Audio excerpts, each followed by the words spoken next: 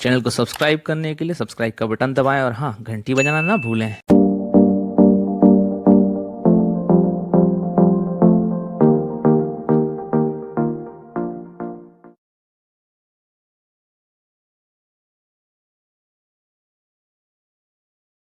नमस्कार साथियों, आज फिर आपका स्वागत है हमारे चैनल बुंदेलखंडी अड्डा पर और हमारी नई सीरीज जीपेट चैंपियंस से मुलाकात में आज हम आप सबको रूबरू कराने जा रहे हैं मिस्टर स्वप्निल सिंह से, जो कि वर्तमान में ड्रग इंस्पेक्टर की पोस्ट पर पदस्थ हैं और मध्य प्रदेश शासन को अपनी सेवाएं दे रहे हैं।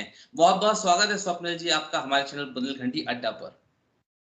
बहुत बहुत धन्यवाद आपका, और बुंदेलखंडी अड्डा चैनल को भी मैं धन्यवाद देना चाहूँगा जो उन्होंने एक प्लेटफॉर्म प्रोवाइड किया है जहाँ पर जो स्टूडेंट्स इन एग्ज़ाम की तैयारी कर रहे हैं और कहीं ना कहीं जो हम लोग इस चीज़ से निकल के आए हैं, हम अपना एक्सपीरियंस शेयर कर पाएँ, उसके लिए बुंदेलखंडी अड्डा चैनल का भी बहुत बहुत धन्यवाद।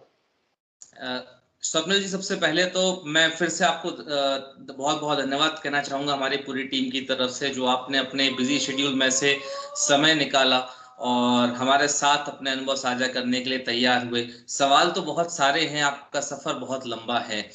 मैं शुरुआत आपके वर्तमान से ही करना चाहूँगा जो आज आप हैं, क्योंकि कहीं ना कहीं जीपेट जो एग्ज़ाम है उसकी जर्नी, उसका किसी भी स्टूडेंट के लिए क्वालिफाई करना और वहाँ से लेकर आज तक का सफर और उसके पहले का सफर, दोनों ही तरफ की जो समय अंतराल होता है, टाइम ड्यूरेशन होता है, बहुत ही क्रिटिकल होता है। तो आज आपके वर्तमान से शुरुआत करते हैं। ड्रग इंस्पेक्टर की पोस्ट हमारे लिए, जो कि आपकी फील्ड से जुड़े हुए नहीं है, डीआई एक एक ऐसा नाम है जो शायद सुन के थोड़ा सा शायद उतना फेमिलियर नहीं है। तो प्लीज हमारे दर्शकों को प्लीज बताएं कि ड्रग इंस्पेक्टर की पोस्ट क्या है और ये किस विभाग से संबंधित होती है और मूल रूप से आपका अभी जो आपकी जॉब प्रोफाइल है उसमें आपका काम क्या है। ड्रग इंस्पेक्टर पोस्ट जो है वो ड्रग एंड कॉस्मेटिक एक्ट 1940 के अंतर्गत ड्रग इंस्पेक्टर की जो रिक्रूटमेंट होती है, वो जितनी भी मेडिसिन से संबंधित जो भी एक्टिविटीज हैं पूरे देश में, उनको कंट्रोल करने के लिए ड्रग इंस्पेक्टर्स का अपॉइंटमेंट होता है। और जो एक्टिविटीज की हम बात करें, इसमें ड्रग का इंपोर्ट, ड्रग की मैन्युफैक्चरिंग, क्लिनिकल ट्रायल्स, ड्रग का सेल, उसका डिस्ट्रीब्यूशन, ये सारी एक्टिविटीज ड्रग इंस्पेक्टर्स के द्वारा कंट्रोल की जाती हैं। तो ये बेसिकली ड्रग इंस्पेक्टर्स के एक्टिविटीज होती हैं। जहां भी मेडिसिन है उसका जो मैन्युफैक्चरिंग हो रही है उसकी क्वालिटी चेक करना, मार्केट में जो प्रोडक्ट्स सेल आउट हो रहे हैं वो प्रॉपर क्वालिटी है कि नहीं, उनकी क्वालिटी चेक करना, कहीं पे कोई इलीगल एक्टिविटीज हो रही हैं ड्रग रिलेटेड, उनको कंट्रोल करना। तो बेसिकली ये काम जो है ड्रग इंस्पेक्टर्स द्वारा किए जाते हैं।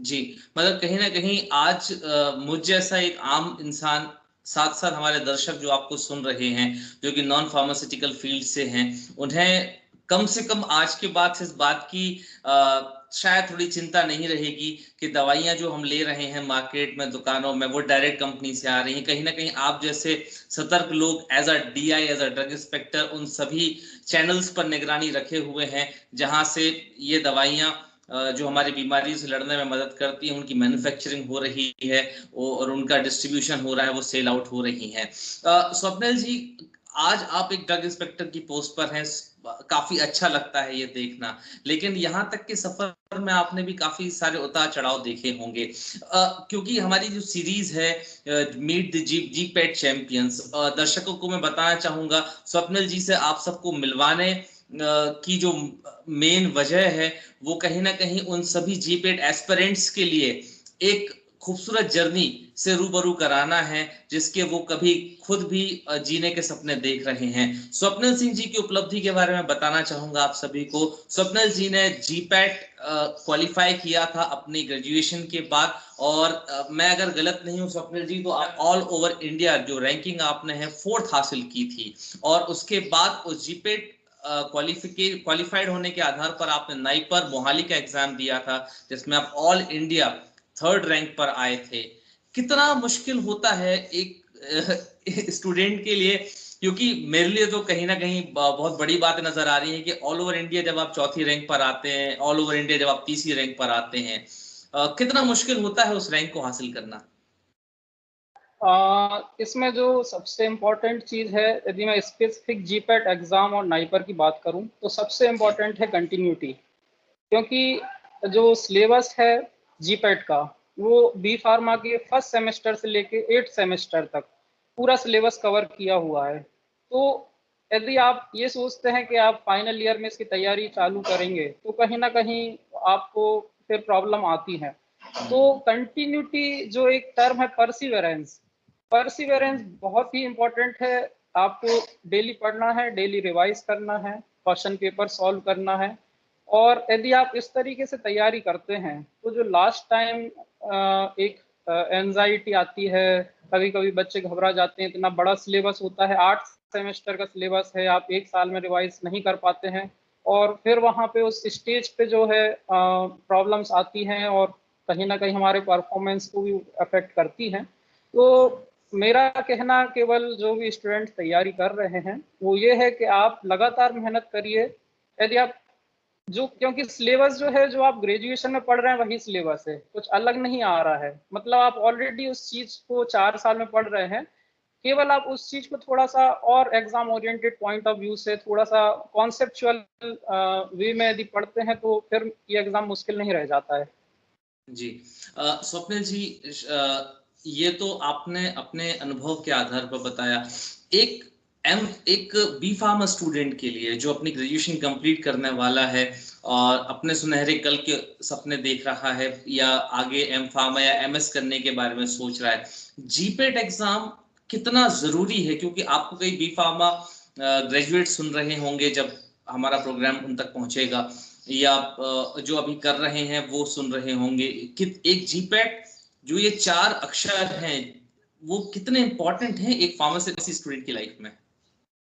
जीपैट एग्ज़ाम जो कंडक्ट होता है, सबसे पहला तो उसमें जो आपको बेनिफिट मिलता है, एक तो जो भी अच्छे कॉलेजेस हैं इंडिया में, जो टॉप 10 कॉलेजेस, यदि हम बी फार्मेसी फील्ड में बात करें, तो वो सभी कॉलेजेस जीपैट रैंक के बेसिस पे एडमिशन देते हैं। तो यदि जी आपको उन कॉलेज में अपनी जगह पक्की करना है, तो फिर आपको जीपैट में अच्छी रैंक लाना होगी। दूसरा एक बेनिफिट ये भी होता है कि जीपैट क्वालिफाई करने के बाद आपको फेलोशिप मिलती है 2 साल तक। तो वो भी एक बड़ा एडवांटेज होता है हमारे पास, यदि हम कहीं आउट ऑफ सिटी रहते हैं, कहीं ना कहीं एक हमारे पास एक अर्निंग का सोर्स ही बनता है।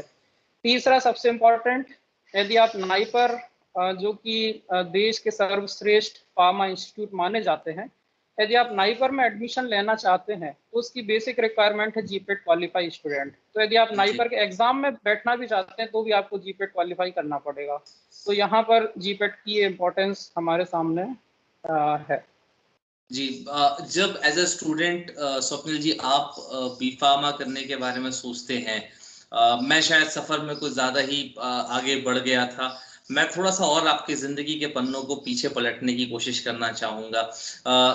एक आपने जब 12वीं की होगी, तो आपने 12वीं की बायोलॉजी से करने के बाद जब आप आगे बढ़ने के बारे में सोचते हैं, तो क्या डायरेक्टली सोच लिया था कि मैंने बी फार्मा ही करना है, या कहीं ना कहीं कुछ और प्लान्स थे और जिंदगी ने कुछ और करवट ली और बी फार्मा हो गया? बेसिकली जब मैंने बायो सब्जेक्ट चूज किया 10th के बाद, तो जी कहीं ना कहीं मेरा एक एम हेल्थ केयर सिस्टम से जुड़ने का था। हम्म वो किसी भी फॉर्म में हो सकता था, पर जो हेल्थ केयर सिस्टम है हमारे इंडिया में, उसमें यदि आप जुड़ना चाहते हैं, तो एक बहुत ही जो डायरेक्ट कनेक्ट करता है, वो एक डॉक्टर की पोस्ट होती है, जहां पर आप डायरेक्ट पेशेंट से 1 to 1 इंटरेक्ट करके वहां पे काम कर सकते हैं, अपनी सर्विसेज दे सकते हैं। तो जी इसी चीज को ध्यान में रखते हुए मैंने भी 12th के बाद टीएमटी की कोचिंग करी। मैंने 2 साल तैयारी करी, बट वहाँ पर मेरा सिलेक्शन नहीं हो पाया। तो उसके बाद जो एक फार्मा सेक्टर है, ये भी एक हेल्थ केयर सेक्टर है, और कहीं ना कहीं ये भी डायरेक्ट, यदि हम मेडिसिन की बात करें, तो ये भी डायरेक्ट हम पेशेंट की कहीं ना कहीं एक तरीके से उसको, यदि उसको कोई बीमारी है और वो उस दवाई से ठीक हो रही है, तो कहीं ना कहीं हम उस सेक्टर से डायरेक्टली जुड़े हुए हैं। इसलिए फिर मैंने जो है फार्मा सेक्टर की तरफ रुख किया, और इस तरीके से फिर मैं फार्मेसी फील्ड में आया। जी, जब आपने जैसा बताया 12th के बाद 2 साल आपने पीएमटी की तैयारी करी। उसके बाद जब आपको पीएमटी में सफलता नहीं मिली तो फिर आपने उसके बाद फार्मेसी की का रुख किया। मैं ये सवाल इसलिए यहाँ पूछना चाहता हूँ क्योंकि आप खुद उस सफ़र से गुज़रे हुए हैं स्वप्निल जी। अ, क्या ये बहुत आसान था कि 2 साल आप किसी एक सपने के लिए लगातार कोशिश करते हैं, उसकी प्रिपरेशंस करते हैं, फैमिली की भावनाएँ उससे जुड़ जाती हैं क्योंकि जब हम 17 या 18 साल की उम्र में होते हैं, जब 12वीं होती है हमारी, तो उस समय तो ऐसा लगता है कि हम दुनिया फ़तेह कर लेंगे, जो कोशिशें हम कर रहे हैं वो उसमें सफल हो ही जाएँगे। लेकिन अ, किसी वजह से शायद अगर वो सपने पूरे नहीं हो पाते हैं जो हम सोच रहे होते हैं, अचानक से फिर दूसरा रास्ता पकड़ना, ये डिसीज़न आपने कैसे लिया था? क्योंकि आपको कई सारे यंगस्टर्स सुनेंगे, उनको ये समझ में आना चाहिए कि ज़रूरी नहीं है कि एक ही चीज़ नहीं मिली है, वहाँ ज़िंदगी खत्म हो गई है। रास्ते दूसरे भी हो सकते हैं जहाँ से आप सपने पूरे कर सकते हैं। कैसे डिसाइड किया था आपने? बिल्कुल सही कहा आपने। जैसे मैंने आपको बताया कि मेरा जो मकसद था वो हेल्थ केयर सिस्टम से जुड़ना था।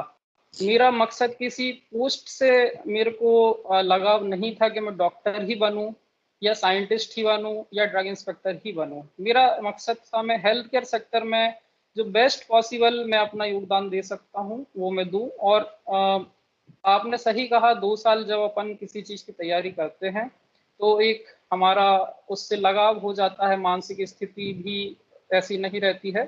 पर क्योंकि फार्मा सेक्टर भी कहीं न कहीं मेरा जो उद्देश्य था उसको पूरा कर रहा था, तो इतना ज़्यादा मुझे स्विच करने में परेशानी नहीं आई। और जहाँ से हमने बी फार्मा किया है डॉक्टर हिसिंग और यूनिवर्सिटी से, वो फार्मेसी सेक्टर में देश में जाना-माना नाम है, तो एक अच्छा प्लेटफ़ॉर्म मेरे को मिल रहा था फार्मा सेक्टर में एंट्री के लिए, हेल्थ केयर सेक्टर में एंट्री के लिए।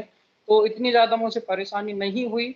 और मैं बस यही कहना चाहता हूँ कि आप किसी पोस्ट के लिए अपने आप को डिवोट नहीं कीजिए। आप किसी भी पोस्ट पे रहते हुए अपनी सर्विसेज़ दे सकते हैं। ज़रूरी नहीं है कि एक डॉक्टर, डॉक्टर वही दवाइयाँ लिखता है जो कहीं न कहीं फ़ार्मेसी में साइंटिस्ट ने आज से 100 साल, 200 साल पहले डिस्कवर की हैं। तो आपका हुँ। भी उतना ही योगदान है जितना डॉक्टर का है। तो इस तरीके से मैंने मेरी सोच को बनाकर और फिर मैं फ़ार्मा में आया।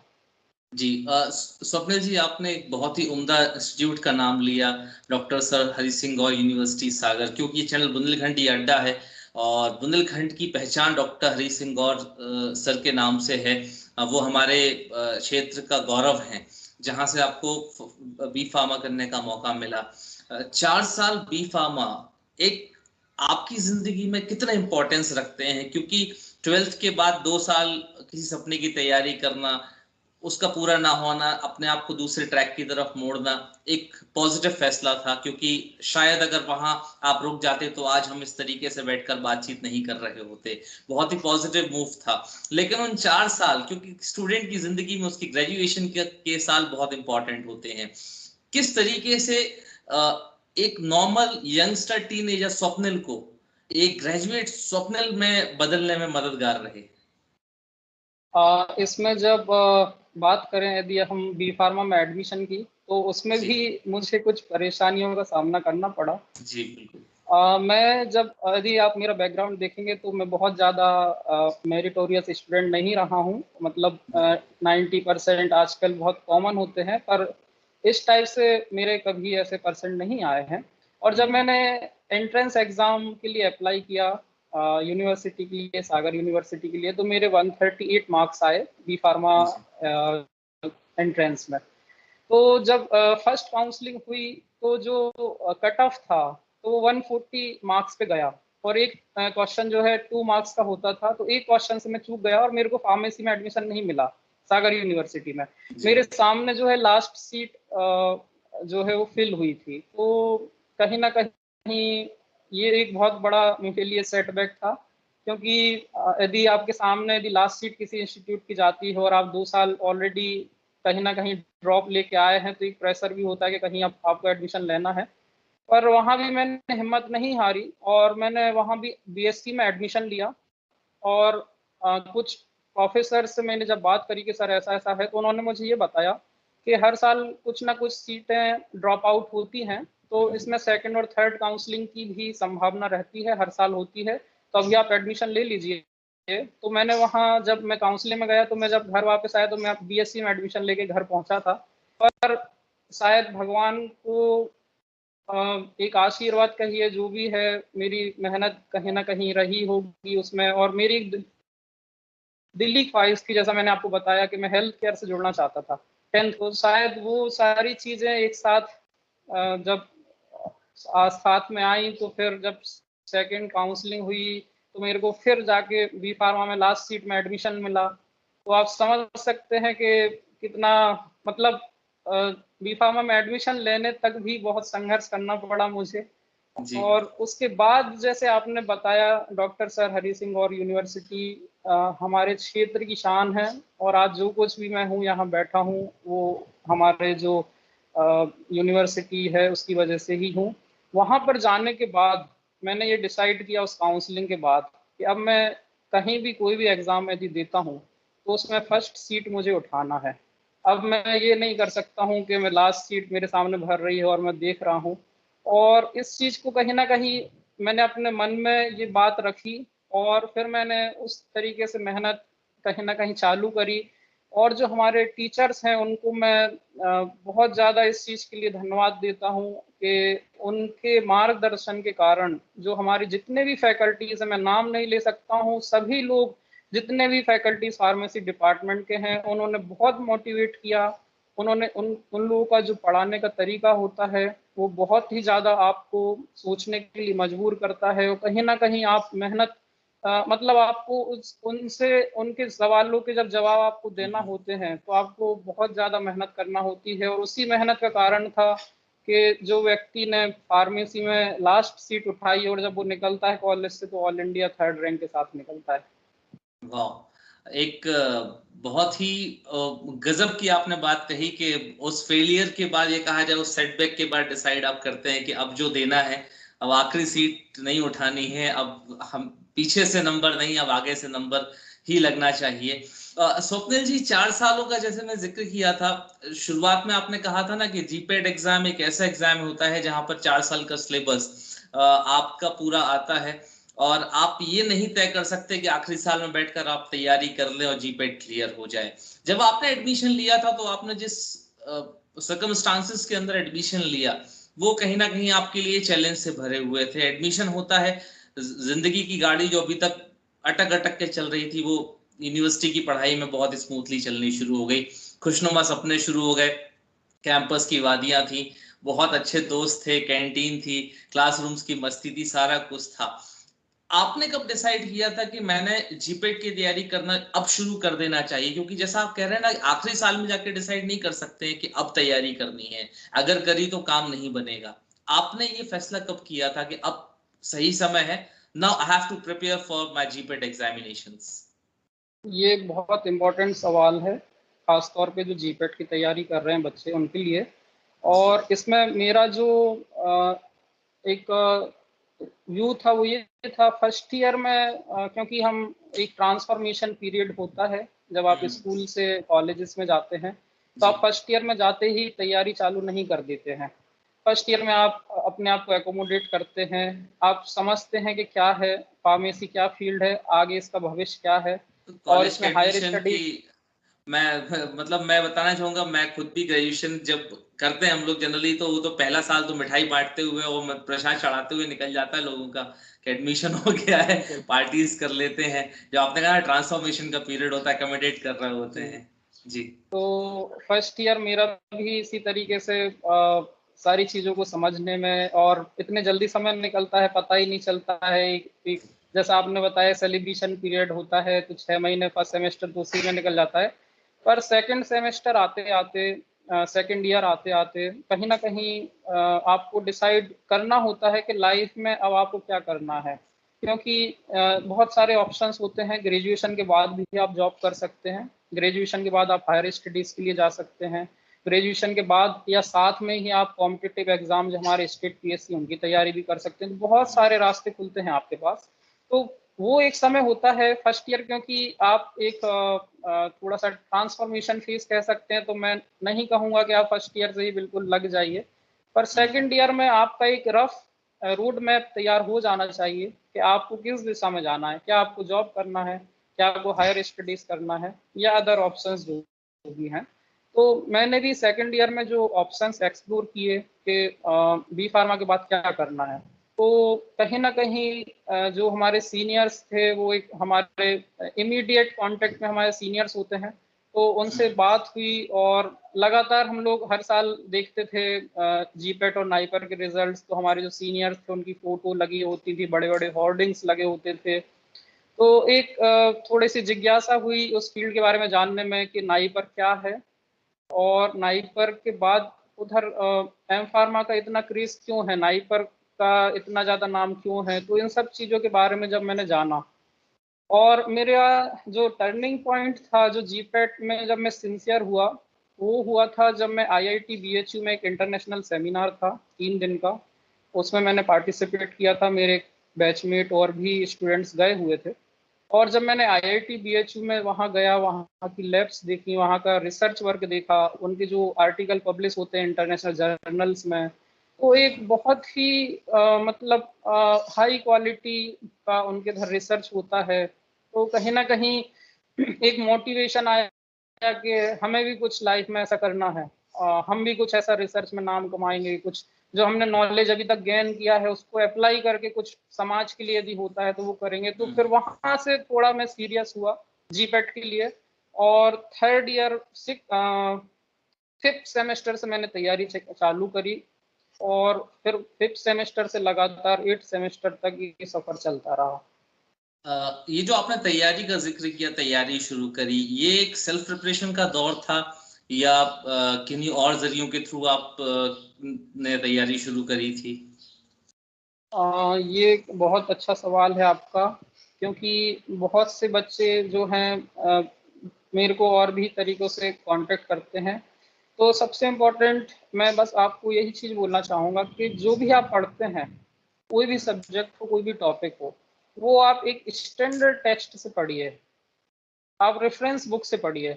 यदि आपने एक बार रेफरेंस बुक से किसी टॉपिक को पढ़ लिया, तो फिर आपको 10 अदर सोर्स पढ़ने की ज़रूरत नहीं है, और ये एक मूल मंत्र है जीपेट की पढ़ाई का। तो जीपेट की जब आप पढ़ाई करते हैं, तो जो स्टैंडर्ड बुक्स हैं, यदि आप फार्मास्यूटिक्स की बात करें, फार्माकोलॉजी की बात करें, फार्माकोग्नोसी है, मेडिसिनल केमिस्ट्री है, फार्मास्यूटिकल एनालिसिस है, फार्माकोलॉजी, जो और भी बहुत सारे सब्जेक्ट हैं, हॉस्पिटल फार्मेसी, फार्मास्यूटिकल बायोटेक्नोलॉजी, बहुत लंबी लिस्ट है।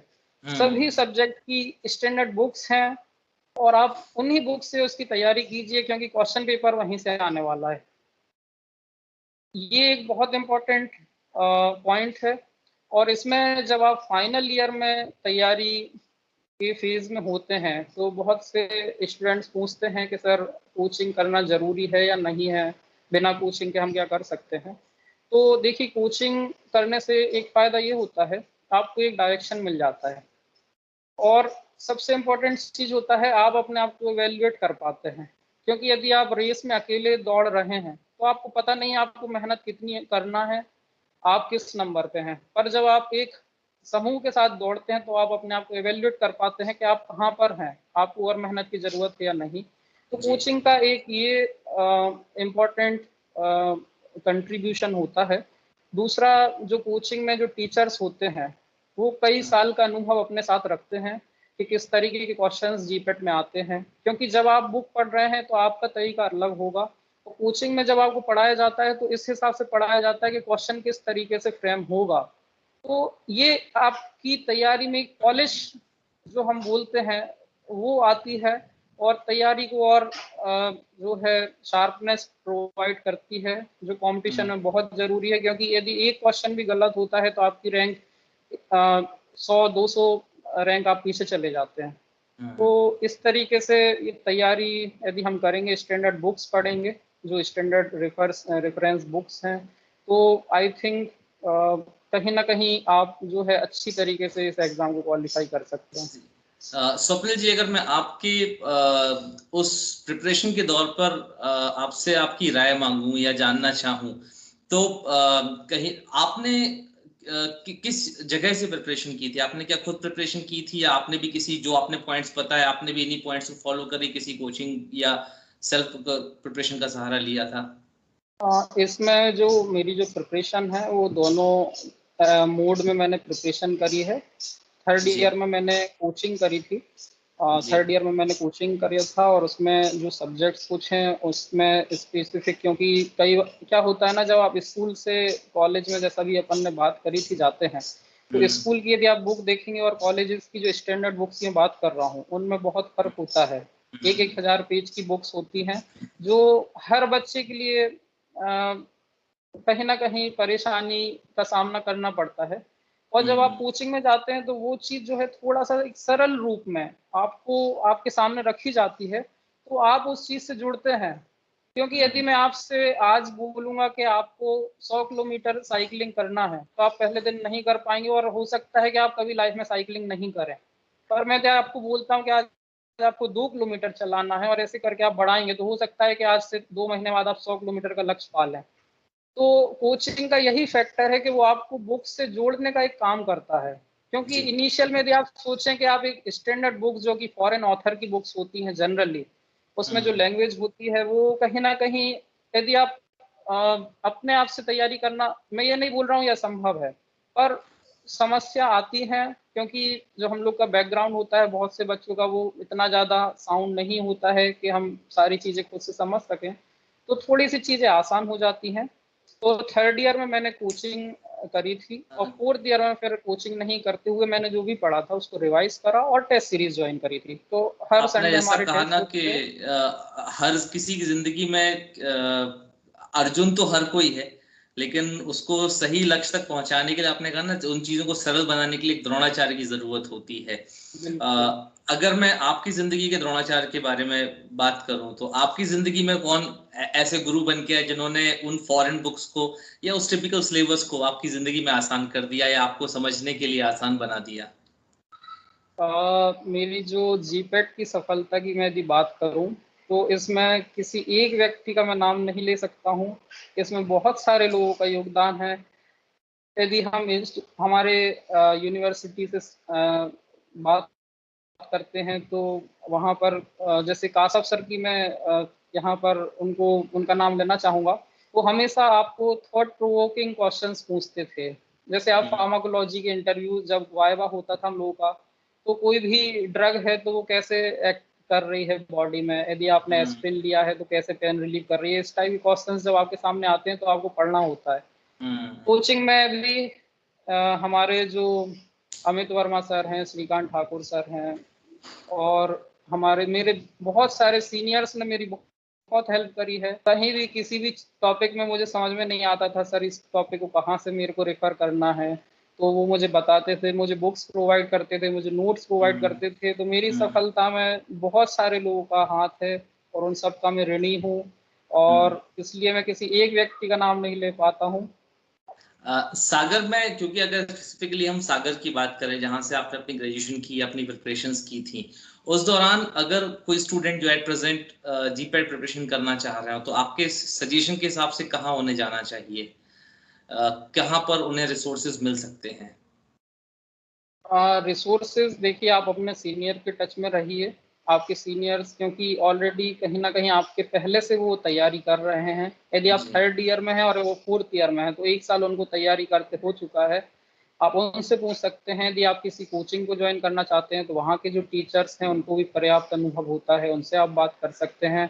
आप यदि कोचिंग नहीं जाना चाहते हैं, आप जिस भी इंस्टीट्यूट में हैं, आप प्राइवेट इंस्टीट्यूट में हैं, आप गवर्नमेंट इंस्टीट्यूट में, वहाँ के टीचर से आप बात कर सकते हैं। आपको कोई भी दिक्कत नहीं है, आराम से सारी मटेरियल अवेलेबल हैं, सारी बुक्स मार्केट में अवेलेबल हैं। तो आप आजकल जो हमारा दौर चल रहा है, इंटरनेट का दौर है, और कोई भी चीज़ हमसे दूर नहीं रह गई है। सारी चीज़ें इवन सॉफ्ट कॉपी में अब तो बुक्स अवेलेबल हो गई हैं, और आप सॉफ्ट कॉपी में इजीली कहीं भी रेफर कर सकते हैं। तो जी, कहीं ना कहीं जरिए काफी सारे बढ़ गए हैं, जरूरत है बस उन्हें उन तक पहुंचने की, या उनको अपने जीवन में उतारने की, ताकि सफलता मिल सके। स्वप्निल जी, अ, आज आप जिस जगह पर आ चुके हैं, सब कुछ है, जीपेट ऑल इंडिया रैंकिंग आपने हासिल की, नाइपर में रहते हुए आपने ऑल इंडिया रैंकिंग हासिल की।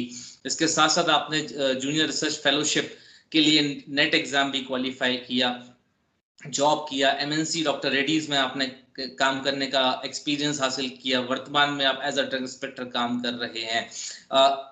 ये सवाल मैं ज्यादातर हर किसी से पूछता हूं क्योंकि ख्वाहिशों का कोई अंत नहीं होता और कहीं ना कहीं सपनों की कोई उड़ान की कोई सीमा नहीं होती कि यहाँ जाके रुक जाना चाहिए। और मैं खुद भी मानता हूं कि अगर रुक गए तो जिंदगी फिर क्या जी रहे हैं। तो as a Swapnil Singh, as a drug inspector, क्या यहीं तक का सफर काफी है या आगे और कुछ भी करने के प्लान्स हैं? अभी फिलहाल में तो क्योंकि जो हमारी डिपार्टमेंटल वर्क्स होते हैं, जैसा कि आपको पता है, जो जी अभी हम पिछले 2 साल से देख रहे हैं, कोरोना काल, उसमें जी इतना ज़्यादा वर्कलोड हम लोग के ऊपर है कि कुछ और करने का हम लोग सोच भी नहीं पाते हैं जब कोरोना पीक पर होता है।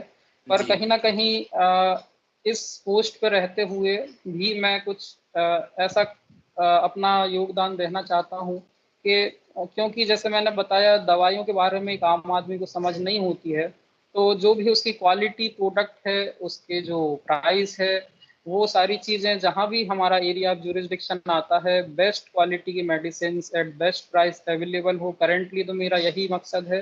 और भविष्य में जैसा मुझे अपॉर्चुनिटी मिलेगी और जिस भी पद पे मैं जाऊंगा, तो वहाँ पूरा अपना दायित्वों का पूर्ण निष्ठा से निर्वहन करूंगा। जी, बहुत बहुत खूब आपने ये बात कही कि कहीं ना कहीं आपके ये चीजें, ये बातें आपके क्लियर विजन की ओर इंडिकेशन करती हैं कि आप जो भी सोच रहे हैं, जो भी आप करना चाहते हैं, उसको लेकर आप तब भी उतने ही क्लियर थे जब आपने 10th पास किया, तब भी उतने ही क्लियर थे जब 12वीं के बाद 1-2 साल का सेटबैक मिला, तब भी उतने ही क्लियर थे जब आपने अपनी ग्रेजुएशन कंप्लीट की, और आज भी उतने ही क्लियर हैं जब आप एक सफलतम ड्रग इंस्पेक्टर की पोस्ट पर अपने जॉब को अपनी 100% एफिशिएंसी के साथ परफॉर्म कर रहे हैं। आशा करते हैं बुंदेलखंडी अड्डा टीम की तरफ से यही हमारी शुभकामनाएं हैं। इसी तरीके से आप अपने क्लियर विजन के साथ पॉजिटिवली अपनी जिंदगी में आगे बढ़ते रहेंगे। इन्हीं शुभकामनाओं के साथ बहुत बहुत धन्यवाद स्वप्निल जी हमारे साथ जुड़ने के लिए। हजारों लाखों जीपेट एस्पिरेंट्स को आपकी ये बातें कहीं ना कहीं मोटिवेट करेंगी, उनके सपनों को आसमान और ऊंचाइयों तक पहुंचाने में मदद करेंगी। बहुत बहुत धन्यवाद हमारे साथ जुड़ने के लिए और अपने एक्सपीरियंस को हमारे साथ शेयर करने के लिए। जी, thank you very much. Thank you. Thank you.